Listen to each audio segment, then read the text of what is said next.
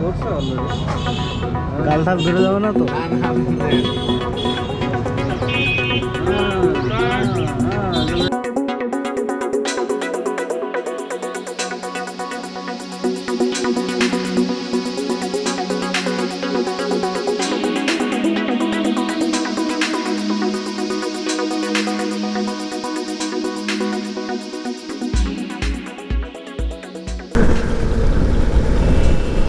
Hello everyone, আজকে আমি আছি কুষ্টিয়া শহরে। আর কুষ্টিয়া শহরে আমি আসলে বেসিক্যালি বড় হয়েছি এবং আমার স্কুল কলেজ কুষ্টিয়া শহরে, এবং বিশেষভাবে আমি যখন ইউনিভার্সিটিতে পড়ি তখন আমি ঢাকাতে চলে যাই এবং ঢাকাতে তখন থেকেই আমি থাকি। কিন্তু কুষ্টিয়া শহরের প্রতি আমার একটা অন্যরকম ভালোবাসা আছে। যাই হোক, ইন্ট্রোটা সেরে নেওয়া যাক। হ্যালো এভরিওয়ান, আমি সাইমন আছি আপনাদের সাথে। Thanks for watching my channel. আশা করি আপনারা সবাই সুস্থ আছেন, ভালো আছেন। এখন আমরা যাচ্ছি কুষ্টিয়া শহরের ভিতরে, দেখতে থাকুন।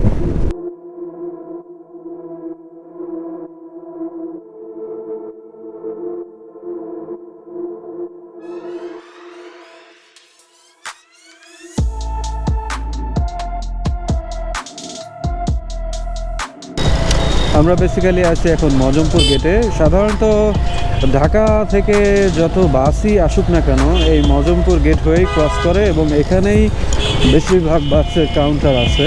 তো যারা কুষ্টিয়া শহর থেকে ঢাকার উদ্দেশ্যে যাবেন এবং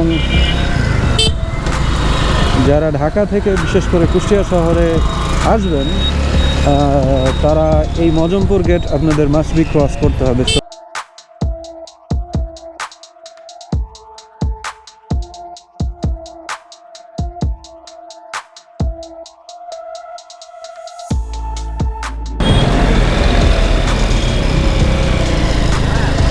ওয়াও, দেখেন সেই লাগতেছে, সেই লাইট জোস।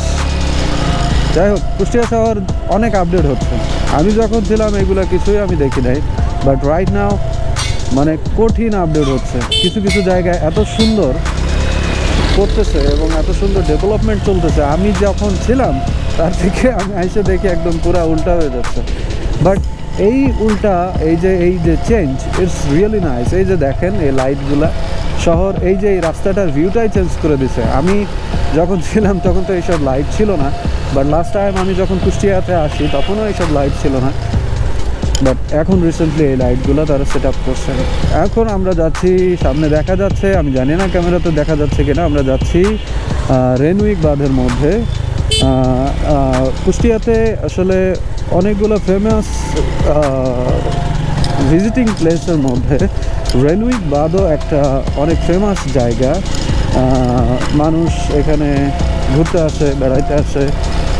সো আমি যখন ছিলাম তখন আমিও আসতাম এবং সত্যি বলতে গেলে এই জায়গাটা অনেক আমার অনেক এখানে আমার অনেক মেমোরিজ আছে, যেহেতু আমি ছোটোবেলায় কুষ্টিয়ায় থাকতাম এবং আমি এখানে আসা যাওয়া করছি। সো আমার অনেক মেমোরিজ আছে আসলে এখানে।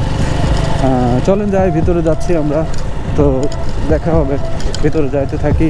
সামনে যে মেন গেট, আগে এরকম গেট ছিল না, রিসেন্টলি এই গেটগুলো করা হয়েছে।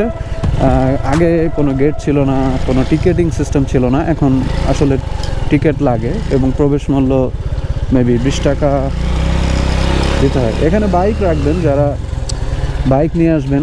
বাট আমরা যখন আগে আসতাম তখন কোনো পার্কিং ছিল না, ডাইরেক্ট মোটরসাইকেল নিয়ে একদম ভিতরে। আমরা এখন ভিতরে যাচ্ছি। এই যে আমরা চলে আসছি এখন রেনউইক বাঁধে, মানে মেনলি এখন এটা নাম করা হয়েছে রেনউইক বিনোদন পার্ক ও রিসোর্ট। এখানে ঢুকতে গেলে টিকিট নিতে হবে। টিকিটের মূল্য এখানে আছে 20 টাকা। এখন 20 টাকা, জানি না পরে রেট চেঞ্জও হতে পারে, রেট চেঞ্জও হতে পারে। আমরা টিকিট নেই, তারপর ভিতরে যাব। এরকম 2টা টিকিট দেবে, এই যে মামা থাকে এখানে, এই যে টিকিট দিল আবার ছিঁড়েও ফেলাইলো। যাই হোক, এখন ভিতরে যাই আমরা, চলেন।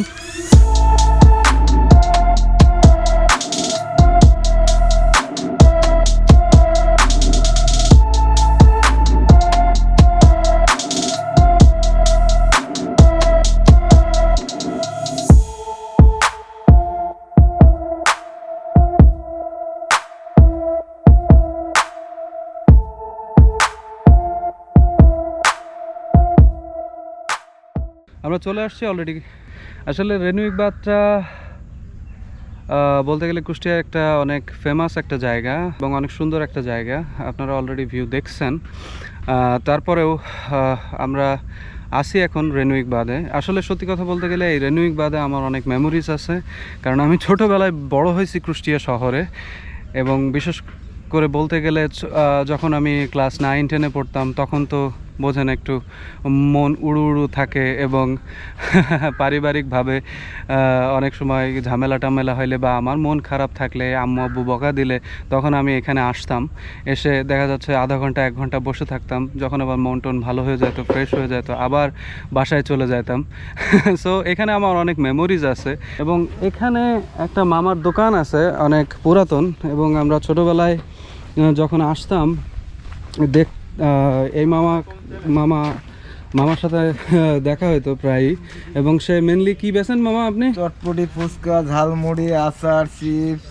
আচ্ছা, চটপটি, ফুচকা, ঝালমুড়ি, আচার। ওনার ফুচকা অনেক টেস্টি, আমি এর আগে খাইছি অনেকবার। আপনারা আসলে ওনার এখানে খাইতে পারেন। এখানে এরকম দোলনা আছে, আপনারা যারা দোল খাইতে পছন্দ করেন এখানে আসলে দোল খাইতে পারেন। চলো যাই আমরা তো।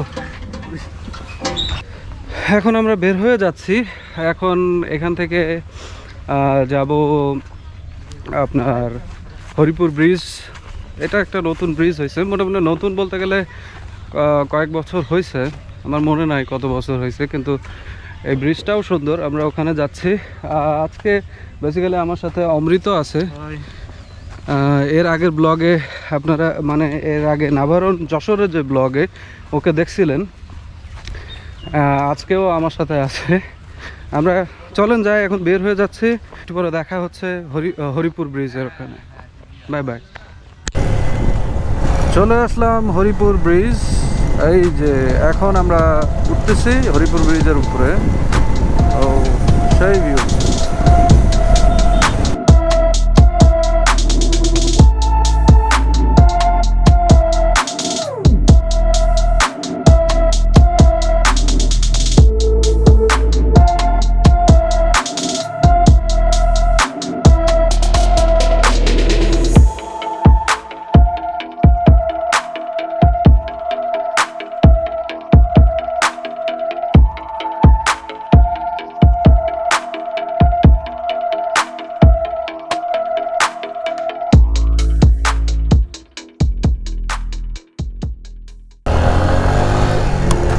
এখন আমরা ব্যাক করতেছি হরিপুর ব্রিজ থেকে।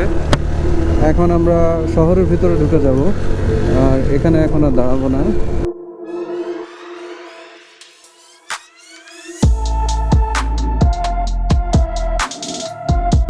আসলে কুষ্টিয়া শহরে অনেক জ্যাম আর অনেক noise. Sorry for the noise. আমরা এখন মৌবনের সামনে আছি। আমরা তো আগুন পান খাওয়া হবে, আগুন পান খাইতে হবে। আচ্ছা, আমরা এখন আগুন পান খাবো।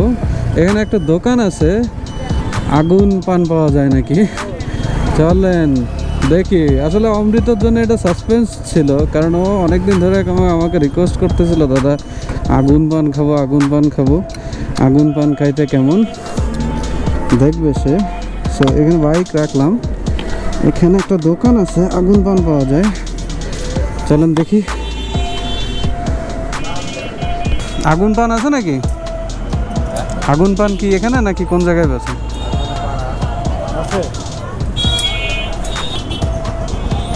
কত করে আগুন পান? 30 টাকা। ইনি মেনলি আগুন পান বেচে। এই আপনার মৌবনের থেকেই ডান হাতে এখানে আসলে আগুন পান পাওয়া যায়। দেখা যাক আগুন পান বানাচ্ছেন।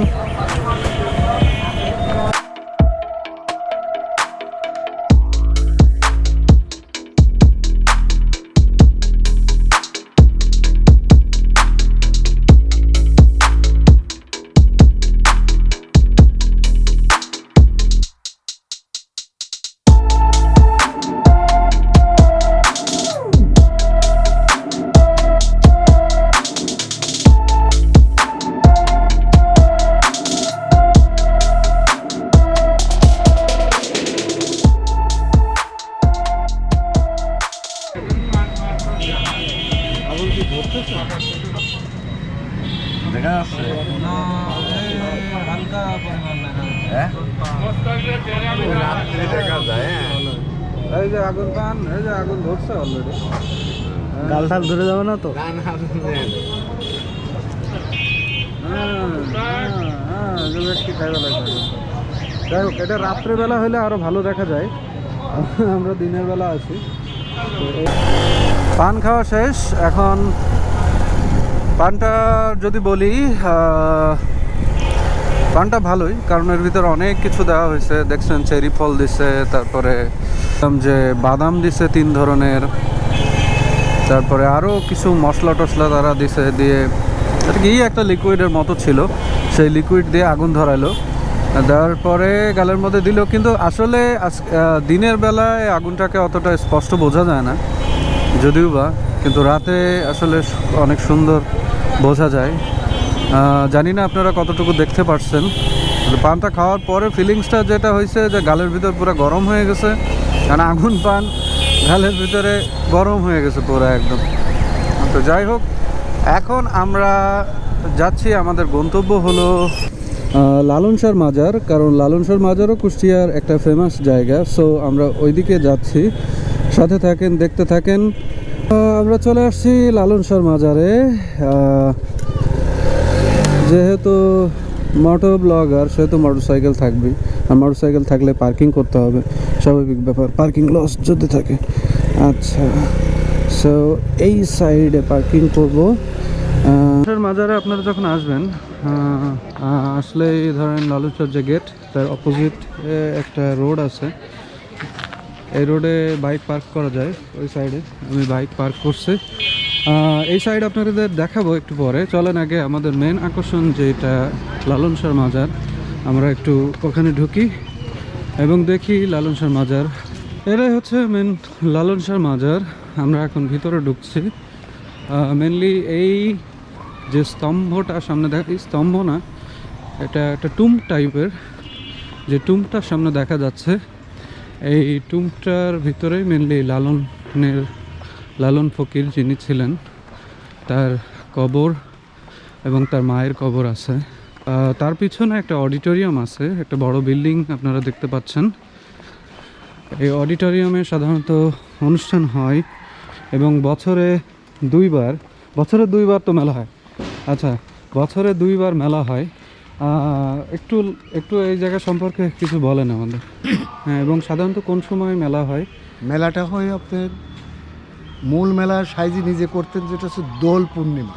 আচ্ছা, কোনো সময় চৈত্র মাসে পড়ে, কোনো সময় ফাল্গুনে পড়ে। আচ্ছা, দোলের পূর্ণিমাটার যোগ ধরে উনি সেই উৎসবটাকে স্বয়ং উৎসব করতেন।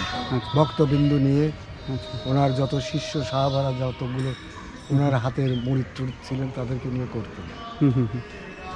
আর পহেলা কার্তিক উনি উফাত হওয়ার পরে তখন পহেলা কার্তিক ফিক্সড, এটা পহেলা কার্তিকে প্রতি বছরের নেয়। পয়লা কার্তিক আর দোল পূর্ণিমার সময়। এমনি যদি ইংরেজি মাস ধরি তাহলে মার্চের দিকে দোল, আর অক্টোবরের 16ই অক্টোবর 17 অক্টোবর হচ্ছে ওই সময় হচ্ছে আরেকটা মেলা হয়। জি, অনেক ধন্যবাদ আপনাকে। জি, এটাই হলো মেনলি লালন শাহর সেই টুম, যার ভিতরে তার কবর এবং তার মায়ের কবর আছে। এবং আপনারা দেখতে পাচ্ছেন যে এখানে অনেক কবর আছে, যে কবরগুলো সাধারণত তার শিষ্য, তার সাথে যারা ছিলেন তাদের কবর। আমি যতটুকু জানি, আমি মানে অনেক বেশি জানি না, কিন্তু আমি যতটুকু শুনলাম এখানে এসে। আমরা এখন লালন শাহর মাজার থেকে বের হয়ে যাচ্ছি। বের হয়ে ওই সাইডে যাব, মানে যেখানে সাধারণত মেলার আয়োজন করা হয়, যেখানে মেলা বসে, যেখানে সেই মঞ্চ, যেখানে গান টান শোনা যায়। অনেকে টেলিভিশনে দেখছেন, আবার অনেকে যারা কুষ্টিয়াতে থাকেন তারা তো দেখছেনই। লালন শাহর মাজার সম্পর্কে, লালন শাহর মেলা সম্পর্কে কিছুই বলার নাই তাদের কাছে। সাধারণত সামনে যে মাঠটা আপনারা দেখতে পাচ্ছেন, এই মাঠটাই সেই মেলার আয়োজন করা হয়। এবং এখানে কিছু দোকান আছে, ফুচকা বিক্রি হয়, কারণ এগুলো ট্যুরিস্ট প্লেস, তো এখানে মানুষ আসে। এবং এই মাঠেই মেলার আয়োজন হয়, বিভিন্ন দোকানপাট বসে, অনেক মানুষ আসে, অনেক মানুষের ভিড় হয়। আর এই যে সোজা যেটা দেখা যাচ্ছে একটা ট্রাক, ট্রাকের পিছনে মেনলি মঞ্চ, এখানেই সে গান বাজনা হয়। এবং এই যে সামনের যে ধান নাড়া আছে যে জায়গাটায়, সেই জায়গাটায় সাধারণত মানুষজন বসে, এখানে বসে সেই গানের অনুষ্ঠান উপভোগ করে। এই সেই মঞ্চ। এখানে আসলে এরকম মিষ্টির দোকান পাবেন। এগুলোর নাম কি জানো? কদমা। কদমা। এবং এই তিলে খাজা আছে মনে হয় না? তিলে খাজা আছে, কুষ্টিয়ার বিখ্যাত তিলে খাজা। আর শন পাপড়ি আছে। ওই শন পাপড়ির প্যাকেট কত করে? 140 টাকা। আচ্ছা, এটা 90 টাকা। এটা 60, এটা 30, শুধু 60, শুধু 30, এটা 20। আচ্ছা আচ্ছা। এখানে কিছু হ্যান্ডিক্রাফটসের দোকান আছে। হ্যান্ডিক্রাফটস না কি বলে আমি জানি না। এই যেমন এরকম ঝুড়ি, ক্যাপ পাওয়া যায়, এরকম ঝুড়ি পাওয়া যায়। এইটা তো সবাই মোটামুটি চেনেন, হুকা। তারপরে আপনার এরকম কিছু জিনিস পাওয়া যায়। লালনের এটা মূর্তি বলে তো মনে হয় না, কি বলে এটা? লালনের ক্রেজ বলে। এরকম ক্রেজ টাইপের পাওয়া যায়। তারপরে নৌকা আছে, তারপরে একতারা আছে।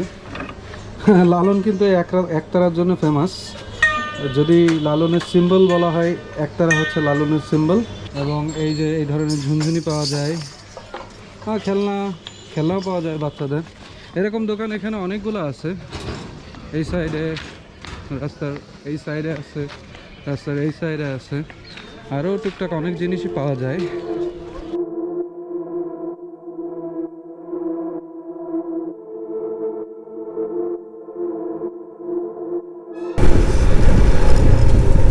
কুষ্টিয়া শহরের অনেক জায়গা দেখাইতে পারি নাই, কিন্তু মোটামুটি কয়েকটা জায়গা দেখাইলাম আপনাদেরকে।